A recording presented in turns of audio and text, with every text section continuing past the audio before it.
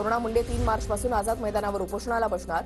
निवडणुकीच्या वेळेला शपथपत्रामध्ये माहिती लपवली. पुरावे देऊनही मुंडेंचा राजीनामा का घेतला जात नाही, करुणा मुंडेंचा सवाल. मुंडे पैसा, पद आणि राजकारणाला हपापलेला माणूस. मुंडेंना लोकांशी देणंघेणं नाही, फक्त पैसा आणि पद इतकंच त्यांनी कमावलं. जरांगेंची प्रतिक्रिया. तर कराडकडे असलेल्या पैशांवरून चौकशी झाली पाहिजे, जरांगेंची मागणी.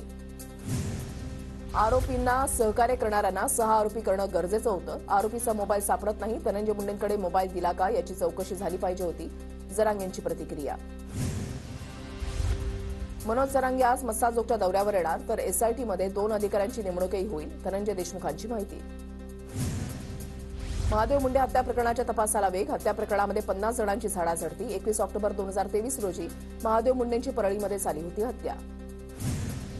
कृषी मंत्री माणिकराव कोकाटे यांना जामीन मंजूर. सत्र न्यायालयामध्ये अपील करण्यासाठी 30 दिवसांची मुदत. 1995च्या फसवणूक प्रकरणामध्ये कोकाटे बंधूंना 2 वर्षांचा कारावास आणि 50,000चा दंड.